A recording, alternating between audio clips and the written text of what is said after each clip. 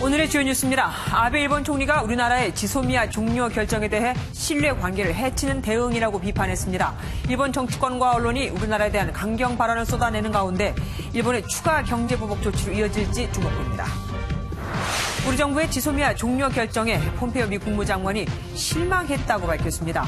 미 국무부와 국방부도 강한 우려와 실망을 표한다며 공개적으로 불편함을 드러냈습니다. 조국 법무부 장관 후보자가 논란이 된 사모펀드와 가족이 운영해온 학교 법인 웅동학원을 사회에 기부하겠다고 밝혔습니다. 하지만 딸의 논문 특혜나 부정입학 의혹에 대해서는 말이 없어서 논란이 계속되고 있습니다. 청와대와 민주당이 오는 26일까지 청문회 일정이 잡히지 않으면 27일 조국 후보에 대한 국민 청문회를 열겠다며 야당을 압박했습니다. 자유한국당은 조 후보의 의혹이 많은 만큼 9월 3일부터 사흘간 청문회를 열자고 주장했습니다. 고속도로에서 70대 운전자가 몰던 승용차가 공사 안내를 하는 화물차를 들이받아 한 명이 숨지고 한 명이 크게 다쳤습니다. 지난해 고령 운전자에 의한 교통사고가 3만 건을 넘어 대책 마련이 필요하다는 목소리가 나오고 있습니다. 여인숙에 불을 질러 3명의 투숙객을 숨지게 한 용의자가 붙잡혔습니다. 현재 범행을 부인하며 묵비권을 행사하고 있는 것으로 알려졌습니다.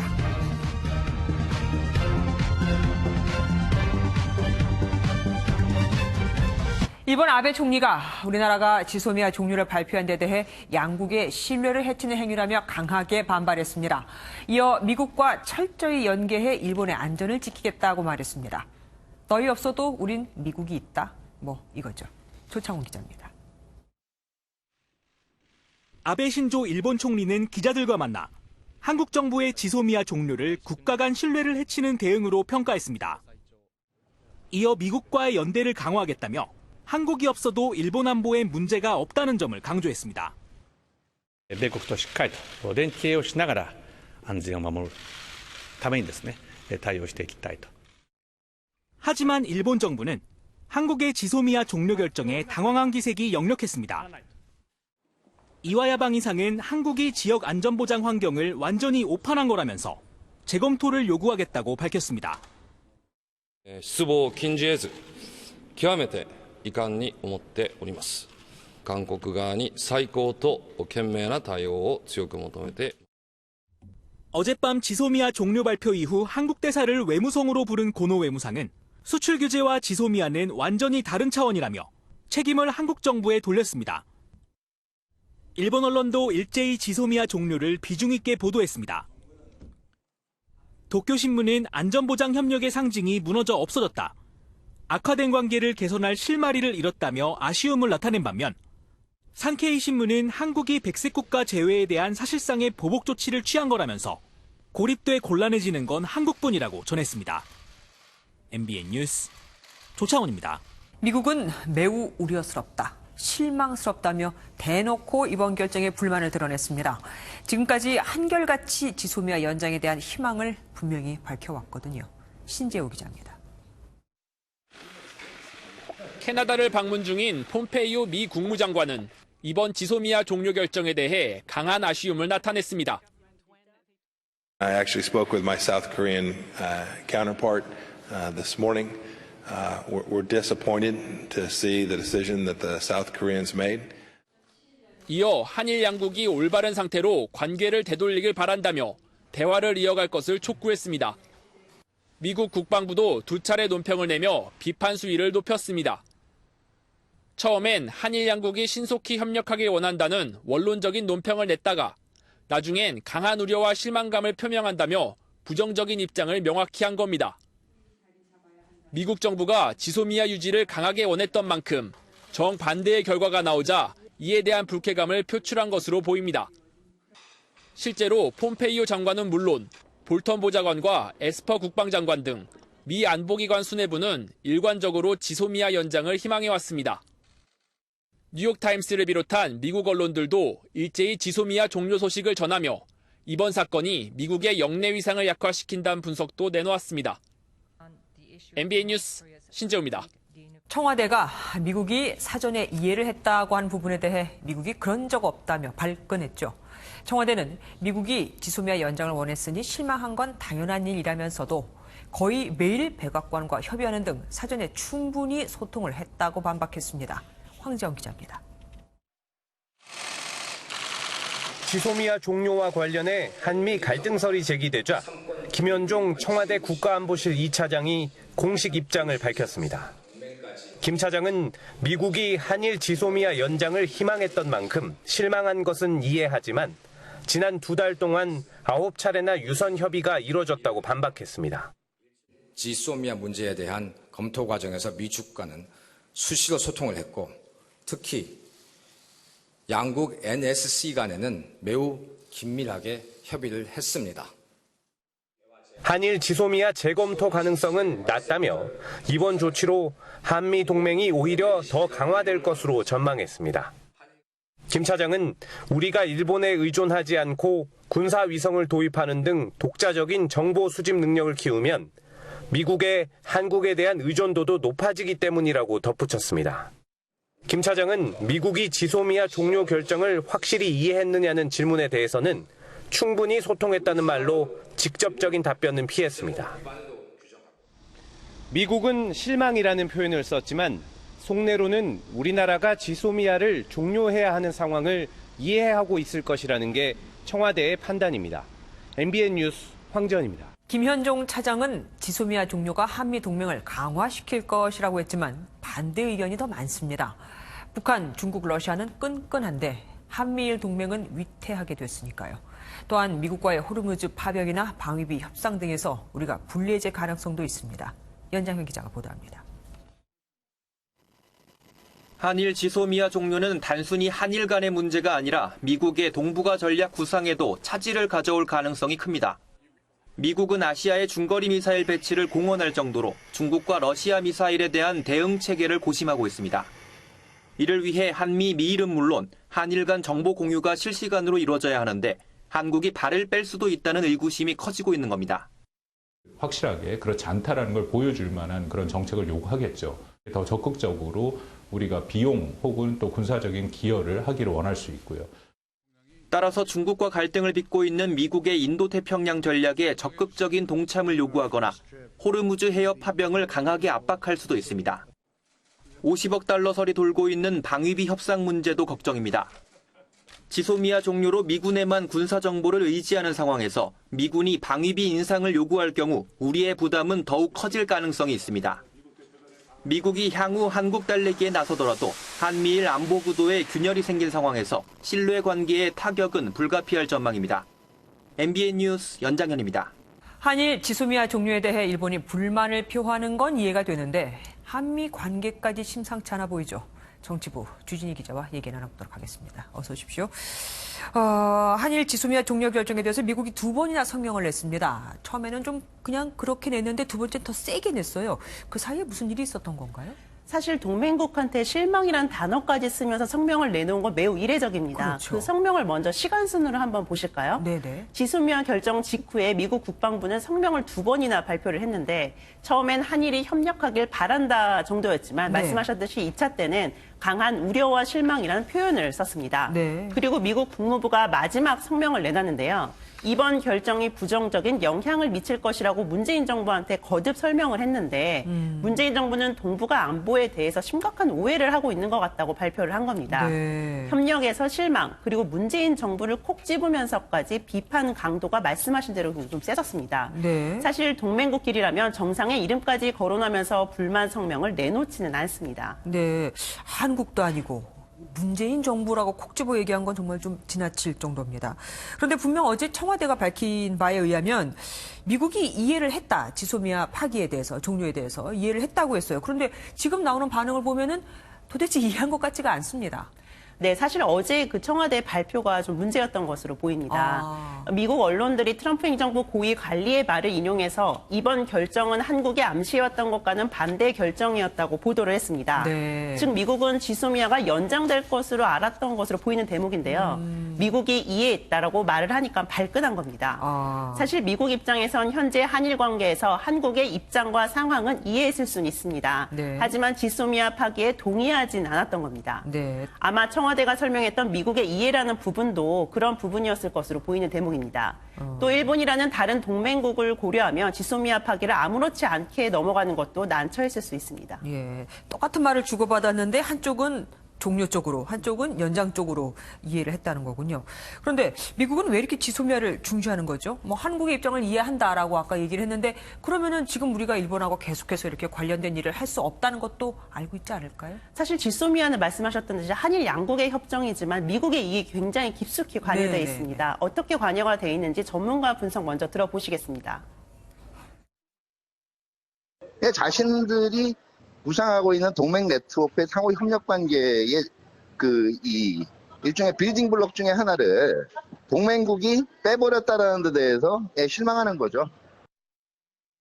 네, 이 동맹 네트워크 부분인데요. 미국이 최근 가장 우려하고 있는 나라 중에 하나가 바로 중국인데 특히 네. 중국의 동북아 팽창 정책인 1대1로에 대항해서 인도태평양 전략을 펴고 있습니다. 네네. 인도태평양 전략에서 가장 중요한 거는 한국과 일본의 연계입니다.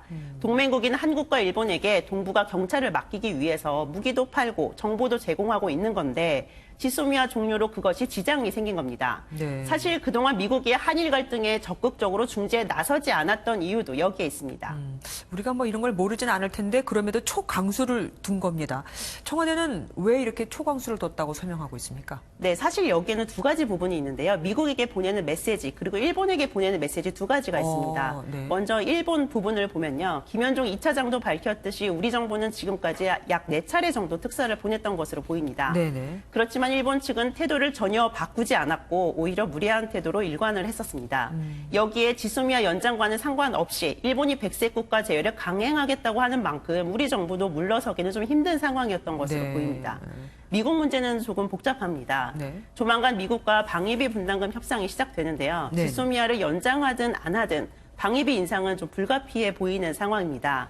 만약에 그렇다면 지소미아를 종료하고 그 대신 실망했다는 미국을 설득하기 위해서 보상하기 위한 차원에서 방위비 인상을 받아들이는 그런 모양새를 갖출 수 있는 장점도 있습니다.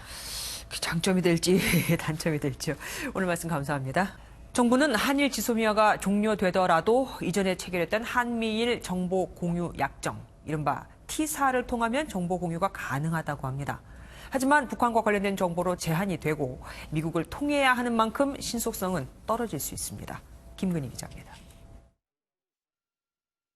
지난 2013년 2월 북한의 3차 핵실험으로 한미일 간 대북 정보 공유의 중요성이 높아지면서 2014년 12월 이른바 T사가 체결됐습니다. 일본과 군사협력에 대한 당시 국내의 부정적 여론을 고려해 한일이 직접 정보를 교환하는 대신 미국을 거쳐 공유하는 방식을 선택한 겁니다. 이처럼 반드시 미국을 통해야 하는 만큼 지소미아에 비해 신속성은 떨어진다는 평가입니다. 신속하게 정보 공유가 제한됐기 때문에 지소미아를 한 거란 말이에요. 병유해서 하는 것이기 때문에 그만큼 효율성과 신속성이 떨어지는 것이고 지소미아와 T사 모두 2급 비밀까지 공유가 가능하지만 T사는 북한 핵미사일 관련 정보로만 한정됩니다. 아주 긴박한 상황이 벌어지지 않는 한 한미 정보자산만으로도 충분히 대응 가능하다는 것이 우리 정부의 판단입니다. 북한의 미사일 발사가 임박했고 정말 촌각을 다투는 상황이 오지 않는 한 충분히 미국을 통한 T사를 통해서도 어느 정도 상당히 해결 능력. 최근 러시아 군용기의 영공 침범처럼 북한은 물론 다른 주변 국가의 위협에 대응하는데 한계가 있을 수 있다는 우려도 나오고 있습니다. MBN 뉴스 김근희입니다. 우리 정부가 일본의 지소미아 종료를 통보했지만 실제 종료일은 11월 23일입니다. 아직 3개월의 시간이 남은 셈인데 그 사이 몇 가지 변수가 남아 있습니다. 대표적인 게 일왕 즉위식이죠. 신동규 기자입니다. 외교부는 오늘 오후 나가미네 야스마사 주한 일본 대사를 불러 지소미아를 종료하겠다는 내용의 외교문서를 전달했습니다. 조세영 외교부 1차관을 만나고 돌아간 나가미네 대사는 취재진의 질문에 입을 굳게 다물었습니다. 大使、収容に関する公文書をもらいましたか韓国側の説明できましたか 종료할 때는 3개월 전에 통보해야 한다는 규정에 따라 한국과 일본 간에 체결됐던 지소미아는 오는 11월 23일에 끝납니다. 다시 말해 3개월의 시간이 아직 남아있는 셈인데 일본의 최대 관심사인 10월 나루히토 일왕 즉위식에 관심이 쏠리고 있습니다. 한국의 고위급 특사가 찾아가 해결 방안을 모색할 수도 있지만 이미 2차례 특사가 실패한 상황에서 이마저도 쉽지 않습니다.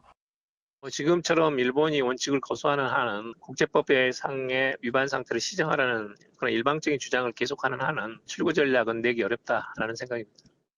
미국이 적극적인 중재에 나설 거란 전망이 조심스럽게 나오는 가운데 12월에는 한중일 정상회의에서 한일 정상이 만날 가능성도 있습니다.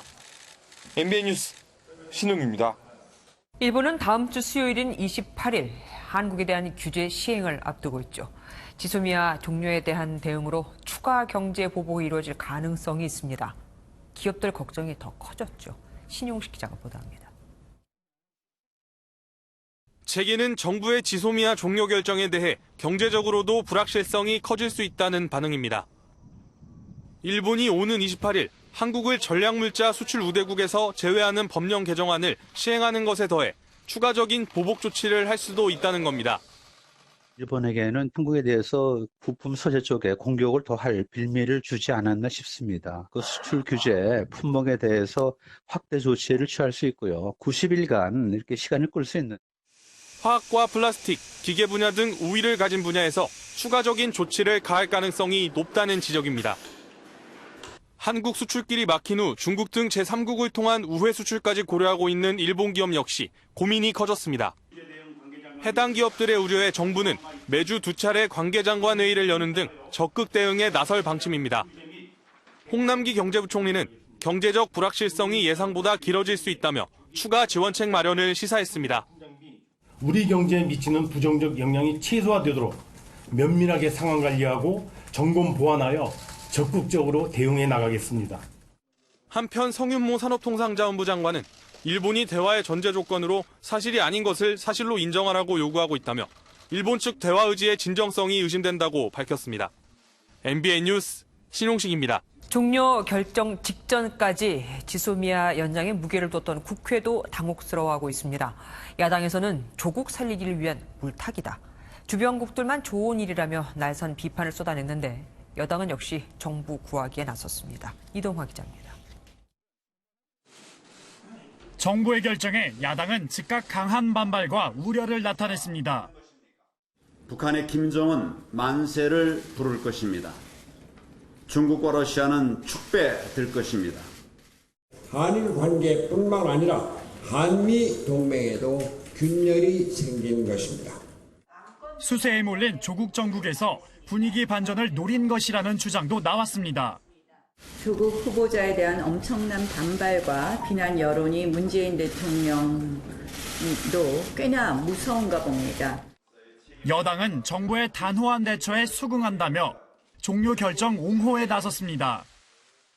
악화를 시킨 원인과 당사자는 고려치 않고 그의 피해를 보고 있는 우리를 향해서 마저 비난하는 정말 친일파 같은 그런 행위는 그만해야 된다고 생각을 합니다.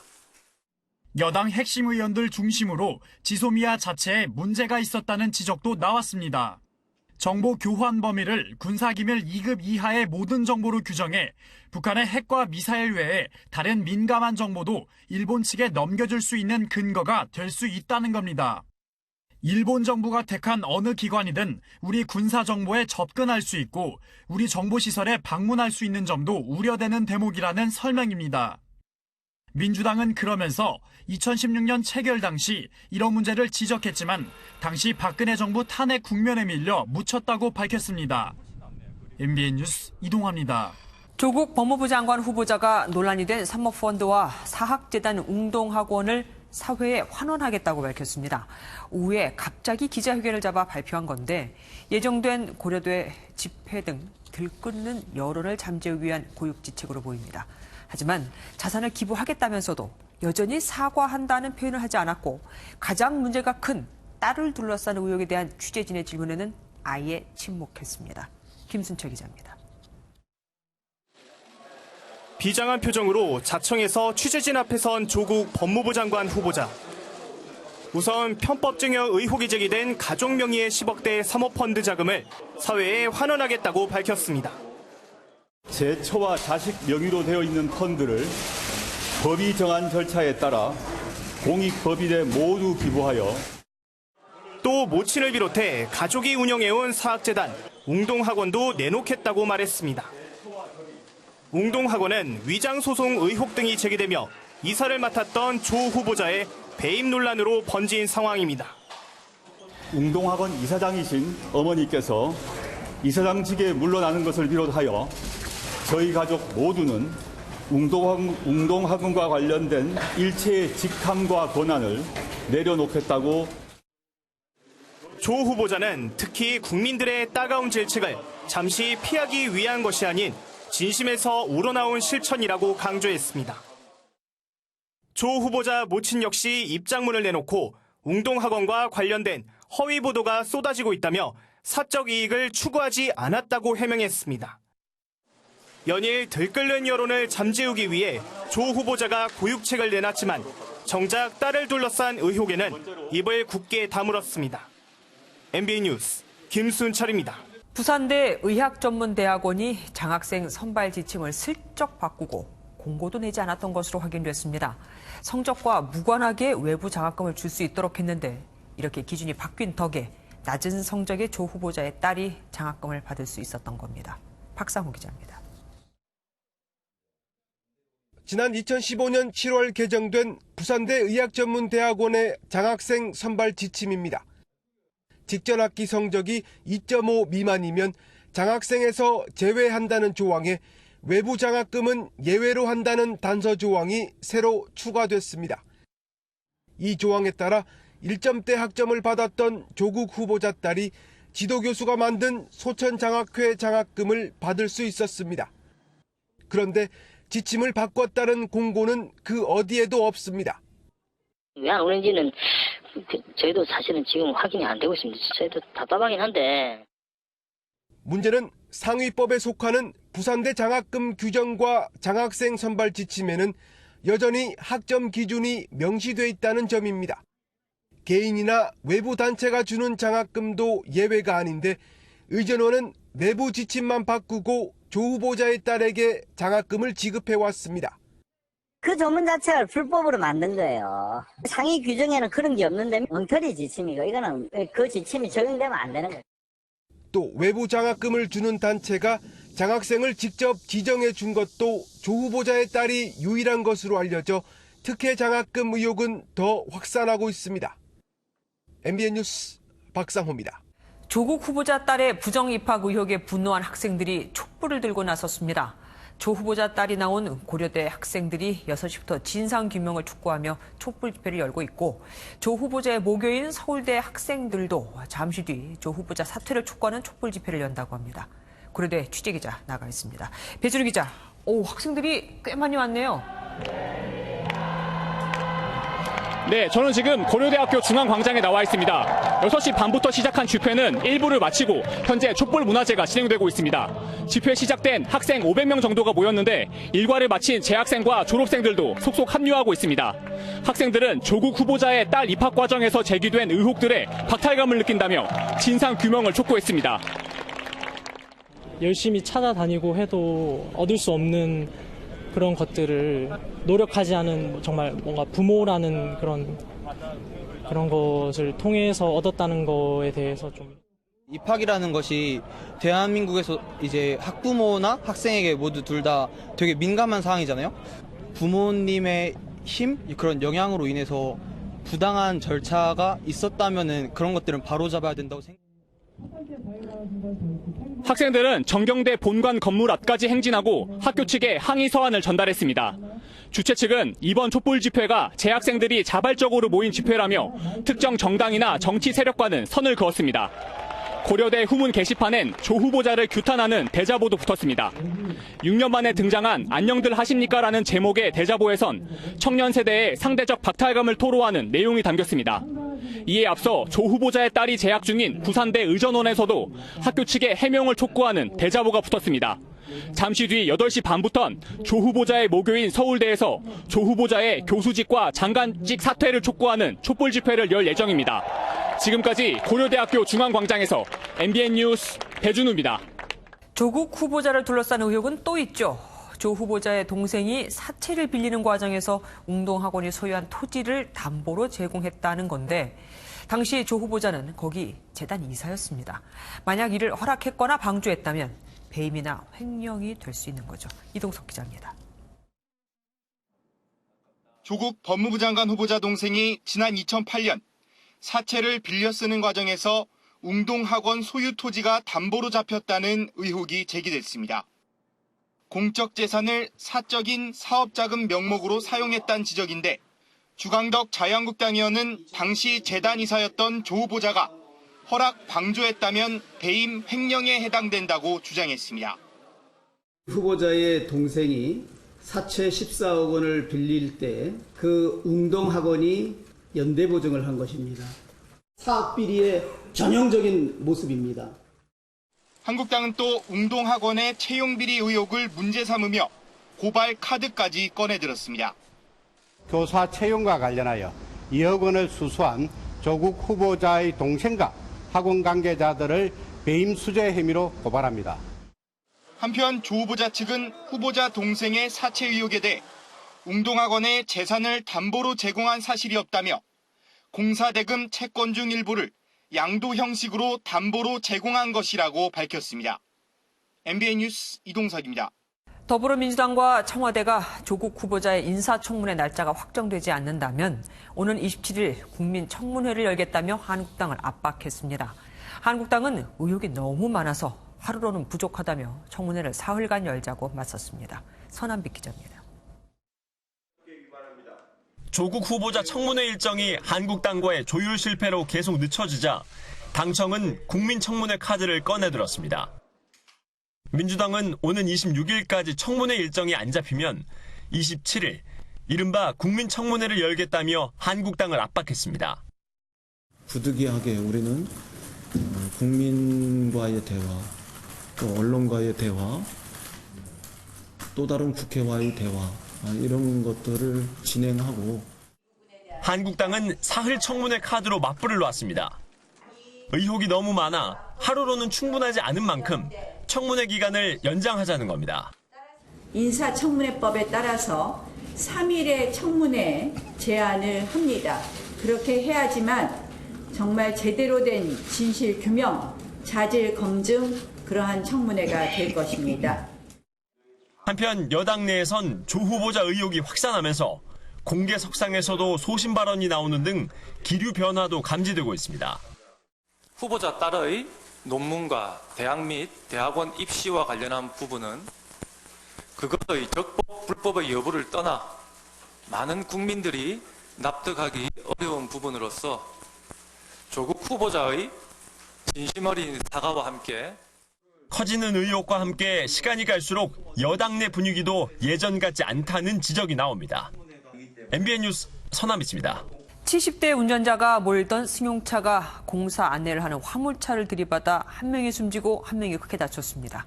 이제는 정말 대책이 필요해 보이죠. 김명현 기자입니다.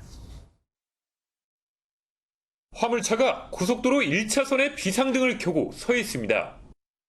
그런데 승용차가 화물차를 그대로 들이받고는 갓길로 튕겨져 나갑니다.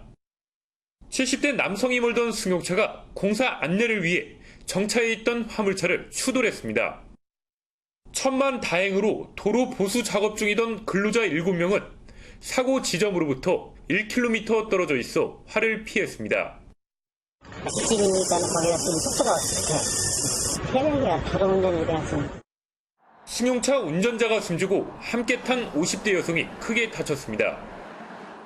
가해 차량입니다. 이렇게 차체의 반이 형체도 알아볼 수 없을 정도로 찌그러져 사고 당시의 충격을 고스란히 보여주고 있습니다. 지난해 65세 이상 고령 운전자에 의한 교통사고는 3만여 건, 5년 사이 50%나 늘었습니다. 75세 이상의 면허 갱신 주기를 5년에서 3년으로 줄이는 대책이 나왔지만 실효성은 미지수입니다. 적성 검사로는 인지 능력 저하를 걸러낼 수 없는 탓입니다. 적성 검사 같은 경우에 2번, 3번 반복해서 합격할 때까지 보장을 해주기 때문에 고령 운전자들의 자발적인 면허증 반납을 이끌어낼 정책이 필요합니다. MBN 뉴스 김영현입니다. 지난 월요일 투숙객 3명이 숨졌던 전주 여인숙 화재가 방화로 밝혀졌습니다. 용의자는 화재 진화 후 현장을 다시 찾기까지 했습니다. 강세훈 기자입니다. 자전거를 탄 남성이 골목길 앞에서 내리더니 안으로 들어갑니다. 그리고 5분 뒤 골목 안에서 불길이 치솟고 사람들이 몰려들기 시작합니다. 불이 난 곳은 지은 지 48년 된 여인숙이었습니다. 단순 화재로만 알았는데 경찰이 방화 용의자를 붙잡았습니다. 자전거를 탄 60대 김모 씨였습니다. 화재 발생 직전에 그곳을 동행한 자가 한 명 있어가지고 그 주변 영상 자료 단문수사 결과 이 불로 투숙객 3명이 숨졌는데 폐지를 주어 생활하는 노인들이었습니다. 용의자 김 씨는 사건 당일 이 여인숙 옆 골목을 자전거를 타고 지나갔는데요. 길이가 90m 정도여서 1분 이내에 지나갈 수 있지만 김 씨는 5분가량을 이곳에 머문 것으로 확인됐습니다. 김 씨는 과거에도 방화 범죄 전력이 있는 것으로 드러났습니다. 불이 꺼진 뒤 경찰이 현장 조사를 하는 모습까지 지켜본 것으로 알려졌습니다. 자전거를 타신 분이 용의자라고 하시는데 그쪽에서 이렇게 배회하시면서 제 옆쪽에서 서 있는데 그쪽에서 있었던 것 같더라고요. 경찰은 범행 동기를 조사한 뒤 구속영장을 신청할 계획입니다. MBN 뉴스 강세훈입니다. 서울의 한 빌라에서 어젯밤 40대 엄마와 6살 아들이 숨진 채 발견됐습니다. 흉기에 의해 숨진 만큼 경찰은 자살보다는 타살 가능성에 무게를 두고 수사하고 있습니다. 안병욱 기자입니다. 서울의 한 빌라 앞에 형사들이 모여 있습니다. 이 빌라에 거주하는 41살 여성 A씨와 6살 아들이 숨진 채 발견돼 수사에 나선 겁니다. 경찰에 따르면 사건 현장에는 다량의 혈흔이 있었고 엄마와 아들의 몸에서는 흉기에 찔린 흔적이 발견됐습니다. 또 범행에 쓰인 것으로 의심되는 흉기도 찾은 것으로 전해졌습니다.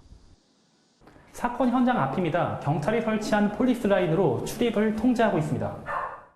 내려가는데 앞으로 지저분하더라고. 막 박스고 뭐고 있어서 수사들이 4명인가 5명이 있다. 숨진 여성 A씨의 부친이 딸과 연락이 닿지 않자 어젯밤 늦게 집으로 찾아갔다가 현장을 발견했습니다. 경찰은 타살 가능성을 열어놓고 A씨의 주변인을 탐문하고 있습니다. 우선 별거 중인 A씨의 남편이 사건 당일 빌라를 찾아간 정황을 포착하고 남편을 참고인으로 조사했습니다. 못 봤어요. 며칠에 한 번씩 온다는데 집에서 안 사고. 경찰은 범행 도구 조사와 시신 부검 등을 통해 사망 원인과 시점을 확인할 방침입니다. MBN 뉴스 안병욱입니다. 한강 몸통 시신 사건은 분노를 참지 못한 장대호의 계획 살인으로 결론지어졌습니다. 특히 피해자가 담배를 안 피우는 자신에게 담배 연기를 뿜으며 반발을 한 데 대해 모멸감을 느꼈다고 합니다. 손하늘 기자입니다. 경찰에 붙잡힌 뒤에도 연일 막말을 쏟아냈던 한강 몸통 시신 피의자 장대호. 아무리 생각해도 상대방이 죽을 수 있습니다. 반성하고 있지 않습니다. 전혀 미안하지 않습니다. 경찰이 장대호 사건을 검찰로 넘긴 오늘은 어찌된 일인지 입을 다물었습니다.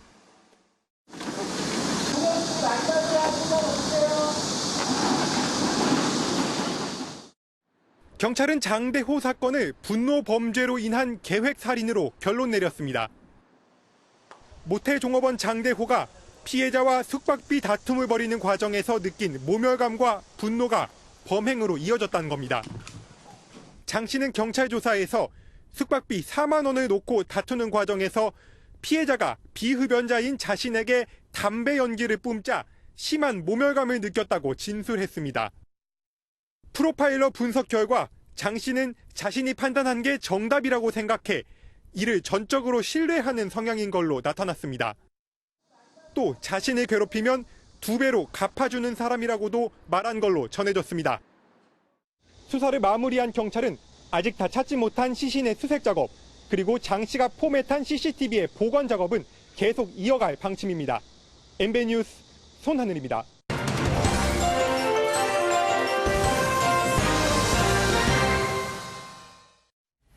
피해자는 얼마나 궁박했는지를 증명하시오. 법정에서 이런 말을 듣는다면 정말 당황스럽겠죠. 궁박함의 기준을 객관적으로 증명하기란 너무 어렵기 때문입니다. 우리 법은 미성년자와 성관계를 해도 합의를 했으면 상대 어른을 처벌할 수 없는 나이 기준이 만 13세입니다. 투표권만 해도 18세는 아직 어려서 안 된다며 만 19세로 정해놓고는 유독 성관계에 대해서만 13세 정도면 성숙하다고 보는 건 이중잣대라는 지적이 많았고, 그래서 아동 청소년 성보호에 관한 법, 이 아청법을 개정했죠. 만 13세부터 16세까지도 합의 여부와 상관없이 가해자를 처벌할 수 있도록요. 그런데 여기에 조건이 붙었습니다. 피해자의 나이가 반드시 궁박한 처지여야 범죄가 성립된다고요. 궁박한 처지일 때만 처벌할 수 있다니, 세상에 궁박하지 않은 피해자가 있을까요? 궁박하다는 건 절박한 사정이 있다는 것으로 경제적, 정신적, 심리적 원인이 다 섞여 있는 애매모호한 표현인데 이걸 객관적으로 증명하라니요. 가해자가 아동 성범죄를 저질러 놓고도 상황이 궁박하지 않았다고 주장하면 그 다음엔 어떻게 하죠? 아이가 궁박하지만 않다면, 궁박하더라도 이를 몰랐다면 범죄를 저질러도 처벌받지 않는다는 신호를 오히려 법이 가르쳐주는 셈이 됩니다. 13세다, 16세다 기준을 정하는데 사회적 논의 과정도 부족했습니다. 다른 나라들은 사회적 논의를 거쳐서 아동의 성적 동의 연령을 찾아가고 있습니다. 그 결과 대부분이 우리보다 연령을 높였고요. 몇 살이 정답이다. 무조건 나이를 올리자는 게 아닙니다. 그 옛날 50년대에 만들어진 기준보다는 이제 우리 사회에 맞는 현실적인 기준이 필요하다는 얘기입니다. 왜 우리나라 아이들만 다른 나라 아이들보다 성적으로 조숙해야 하는지 이에 대한 논리적인 근거도 없잖아요. 뉴스 초점이었습니다. 정부가 내년 건강보험료를 3.2% 올리기로 했죠. 그런데 건보 재정에서 줄줄 새는 돈만 잡아도 이 인상률을 낮출 수 있다는 걸 아십니까? 이혁준 기자가 취재했습니다. 서울의 한 대학병원 앞입니다. 얼마나 많은 약국이 있는지 세봤습니다.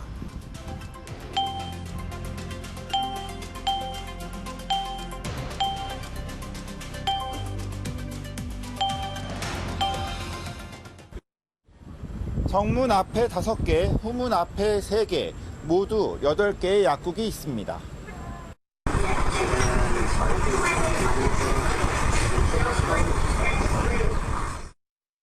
건강보험공단이 전국 2만 천여 개 약국에 주는 수가는 연간 4조 원이 넘습니다. 그런데 약국이 혜택을 누리는 이례적인 법이 하나 있습니다. 의약품을 살 때 한 달 안에 대금을 주면 1.8%를 돌려받도록 법으로까지 보장해줬습니다. 한 해 2천억 원이 넘습니다. 리베이트 관련한 법이에요. 의약품이 보통 물품하고 다르게 본 거죠. 금융비용 측면을 할인해주는 겁니다. 10일 이내 대금을 줄 때는 몇 프로 할인, 이런 할인할 수 있다. 이렇게 법으로 다 정하진 않죠. 예. 이상한 법은 또 있습니다. 학교법인과 같은 계열 의료법인의 공생관계입니다. 의약품 도매상인 안영케어는 지분 49%를 투자한 연세대학교에 지난해 100억 원 이상 배당했습니다. 매출의 상당액은 연세의료원이 기여했습니다. 큰 대학병원들이 투자한 도매에 많은 이익을 내게 하게끔 해서 그 이익분을 다시 가져갑니다. 약값의 최대 마진을 가져가게 됩니다. 법으로 보장한 사실상의 리베이트를 포함해 건강보험료 인상이 앞서 고쳐야 할 폐단이 적지 않다는 지적이 나오고 있습니다. MBN 뉴스 이혁준입니다. 처방 약을 놓고 의료계의 도덕적인 해이도 심각합니다. 일부 병원이 약국에 상납금을 요구하는 건 이제 관행 아닌 관행이 되어버렸습니다. 이수아 기자가 고발합니다. 이 약사는 개업을 준비하다 황당한 일을 겪었습니다. 같은 건물 병원장들에게 돈을 줘야 한다는 얘기였습니다. 한 사람당 2,000 정도 불렀던 것 같아요. 그런 기본 권리금에다가 월세 이런 게 되게 너무 높아서 제가 결국 약국할 생각을 그때 접었어요. 실제 병원 지원금을 요구하는 경우가 많은지 약사 한 분과 직접 공인중개사를 찾아가 봤습니다. 곧 개원하는 같은 건물 병원이 월 평균 200건의 처방전을 내줄 테니 2억 원 지원금을 내라고 말합니다. 지원비 이력 주고 그다음에 뭐 처방전 3개월 평균에서 추가 지원비 이력 줘. 총 2억. 신고는 사실상 불가능합니다. 약사법에 의해서 3년 이하, 3천만 원 이하의 벌금을 받게 돼 있습니다. 하지만 쌍벌죄로 약사도 처벌을 받기 때문에 신고를 한다는 것은 어려운 상황. 병원과 약국 간 뒷거래의 피해는 의료 소비자와 건보 재정으로 돌아갈 수밖에 없습니다.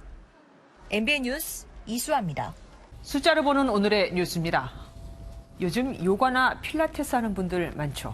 그런데 사정이 생겨서 중간에 못 가게 됐을 때 업체와 소비자 간 분쟁이 자주 발생합니다. 아예 환불을 안 해주거나 위약금 명목으로 50%를 떼겠다는 식으로 나오기 때문이죠. 헬스 등은 위약금 규정이 있는데 요가나 필라테스는 규정이 없었거든요. 앞으로는 계약금의 10%까지만 위약금이 부과됩니다. 20일 내에 해지하면 위약금 없이 면제됐던 미용업도 기간에 상관없이 10%의 위약금이 부과되고요. 이제 소비는 신중하게, 환불은 깔끔하게 개선되겠죠. 우리 군은 4차 산업혁명 첨단 과학기술을 국방에 적용해 스마트하고 강한 군대를 건설한다는 목표를 갖고 있습니다. 해군사관학교가 극한의 상황에서 생존하는 전투 수용에 이 장비를 결합했습니다. 이상주 기자가 다녀왔습니다. 300여 명의 해군 사관생도들이 빗속에서 몸을 푼 후 바다로 뛰어듭니다. 차가운 바닷물에서 수시간을 버티는 훈련. 70년 역사의 전투 수영으로 앞바다에 있는 섬까지 최대 5km를 맨몸으로 나아갑니다. 생도들이 물속에서 사투를 벌이는 사이 손목에 채워진 스마트워치로 위치와 맥박, 수영 패턴 등 생체 정보가 지휘부로 전송됩니다. 해사가 교육과 훈련 체계를 위해 5G 인프라로 스마트 캠퍼스 구축에 나섰습니다. ICT 신기술 도입은 스마트 해군을 이끌어 나갈 사관생도들에게 보다 나은 교육 훈련 환경을 제공할 수 있도록. 생도들의 반응도 긍정적입니다. 스마트 기기를 함께 착용하니까 훨씬 더 훈련에 집중할 수 있었습니다. 또 세계 최초로 5G를 활용한 무인 수상정이 원격 촬영 영상을 보내 인근 지역 수색과 생도들의 안전을 확보하고 가상현실을 이용해 교육에도 활용할 예정입니다. 해군사관학교는 2021년까지 생도들에게 장비를 지급해 교육의 질을 높이고 안전을 확보할 계획입니다. 우리 군의 변화가 바다에서 시작됐습니다. MBN 뉴스 이상주입니다. 얼마 전 폭염주의보가 내려졌던 날 창문과 에어컨조차 없는 서울대학교 휴게실에서 청소 노동자가 숨졌죠. 청소 노동자의 열악한 환경 언제까지 나몰라라 할 수 있을까요? 김보미 기자가 현장에 다녀왔습니다. 지난 9일 청소노동자가 숨진 채 발견된 서울대의 한 작은 방. 계단 밑에 간이벽을 세우고 만든 3.5제곱미터의 간이 휴게실입니다. 이렇게 고인이 머물던 곳엔 폭염을 피할 에어컨이나 창문조차 없었고 오직 선풍기 하나에만 의존해야 했습니다. 다른 곳의 상황은 어떨까? 서울의 한 사립대 건물 화장실입니다. 끝칸을 열어보니 장판이 깔려 있고 그 위로 냉장고와 소지품들이 가득합니다. 청소노동자들이 쉴 공간이 마땅치 않아 변기가 있던 칸에 임시방편으로 휴게실을 마련한 겁니다. 이제 근데 화장실 쓰려고 분이 계실 때가 있거든요. 거기서 씻고 하시는 것 같더라고요. 근데 밥 먹는 냄새가 났어가지고. 또 다른 대학 건물 지하 6층 주차장. 바로 옆에 청소노동자 휴게실이 있지만 차가 오갈 때마다 매연과 먼지가 고스란히 들어옵니다. 환풍기와 공기청정기가 설치돼 있지만 공기가 순환돼도 주차장에 탁한 공기만 들어올 뿐입니다. 여기서 한참 있으면 기침 나요. 머리도 아프다는 사람도 있고요. 우리가 생각하기에는 매연 때문에 그렇지 않나. 취재진이 서울시내 대학 청소노동자 휴게실 10곳을 돌아본 결과 대부분 사정은 마찬가지. 계단 및 비좁은 공간에 설치돼 있거나 심지어 물이 새는 곳도 있습니다. 고용노동부가 지난해 사업장 내 휴게실에 대한 가이드라인을 내놨지만 권고사항에 그칠 뿐입니다. 그 내용에 관해서 법으로 구체적으로 명시되어 있는 사항이 없어서요. 청소 노동자들은 그저 잠시 편하게 휴식을 취할 수 있는 공간을 바랄 뿐입니다. 왜 우리는 쉬기 시간에 대기실. 그래도 그 공간을 원하는 것이지. 거기에 뭐 그때 같은 거 크게 원하는 거 아니에요. MBN 뉴스 김봄입니다. 안녕하십니까. 스포츠 뉴스입니다. 당구하면 과거엔 자욱한 담배 연기, 짜장면과 함께 아재 스포츠라는 이미지가 강했는데요. 최근 프로당구의 흐름을 주도하는 건 20대 선수들이라고 합니다. 강영호 기자가 이들을 직접 만나봤습니다. 친구들과 웃고 떠들며 여느 때와 마찬가지로 당구장으로 향하는 25살 프로 신정주. 중학교 2학년 때 당구 마니아 아버지를 따라 처음 접한 3쿠션은 인생의 전환점이 됐습니다. 전국체전 우승을 시작으로 각종 대회를 휩쓴 신정주는 지난달 PBA 2차 대회에서 첫 프로 타이틀을 획득했습니다. 삼촌뻘의 선수들 사이에서 앳된 모습 덕분에 당구 아이돌이란 별명까지 붙었습니다. 친구들은 당연히 놀리죠. 네가 무슨 아이돌이냐면서. 댓글에 막 악플 달고 이런 친구들이. 날카로운 눈빛으로 큐대를 조준하는 서한솔은 고등학교 3학년이던 4년 전 처음 3쿠션에 눈을 떴습니다. 친구와 찾은 당구장에서 우연히 접한 3쿠션에 사로잡힌 서한솔은 애견 미용사의 꿈을 접고 정식 선수의 길을 택했습니다. 하루 10시간 가까운 맹훈련 속에 PBA 2차 대회 여성부에서 준우승을 차지하며 아재들의 스포츠에 새로운 바람을 일으켰습니다. 여자가 당구 친다는 것 자체가 칠 수도 있지라는 그런 시선은 아니었던 것 같아요. 저를 알아봐 주시고 사인해달라거나 사진 한 장 찍어달라고 하신 분들이 프로당구에 불고 있는 20대 돌풍이 다음 주 개막하는 3차 대회에서도 이어질지 주목됩니다. MBN 뉴스 강영우입니다. 아침 저녁으로 확실히 선선한 바람이 불어듭니다. 여름이 끝나감을 느끼게 해주는데요. 절기상 처서인 오늘도 낮에는 30도 안팎을 가리키며 낮더위가 나타났지만 해가 지면 기온이 빠르게 내려갑니다. 주말인 내일 서울은 한낮에 29도를 가리키며 30도를 밑돌겠고 아침에도 21도 안팎으로 평년 이맘때 기온을 가리키겠습니다. 주말 동안 대체로 구름만 지나는 맑은 날씨가 예상돼 나들이 계획 세워보셔도 좋겠는데요. 다만 영동과 제주를 따라서는 비 소식이 들어있습니다. 오늘 전국이 구름 많은 날씨를 보였습니다. 내일 새벽부터 아침 사이에는 내륙을 따라 안개가 끼겠습니다. 내일 중부지방 대기 확산이 원활해 미세먼지 농도도 좋음 수준을 나타내겠습니다. 남부지방 광주의 한낮 기온은 29도, 대구는 30도를 가리키겠습니다. 강원 영동 북부 지역에서는 내일 밤 한때 소나기가 오겠는데요. 대기의 불안정성이 커져서 시간당 30mm 이상의 강한 비가 오는 곳도 있겠습니다.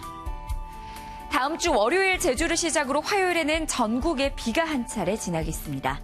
날씨였습니다. 뉴스팔이 선정한 이한장의 사진입니다. 드넓은 주차장이 빨갛게 물들었습니다. 농민들이 수확하는 고추를 마음 편히 말리고 있는 이곳은 다름 아닌 경찰서 주차장입니다. 수확철만 되면 절도범들이 기승을 부려 농민들이 괴롭힘을 당했었는데 이곳만큼은 절대 도둑 맞을 걱정이 없다고 합니다. 배민 봉사를 몸소 실천하는 이곳은 강원도 평창경찰서입니다. 뉴스파 여기서 마치겠습니다. 함께해 주신 여러분 고맙습니다.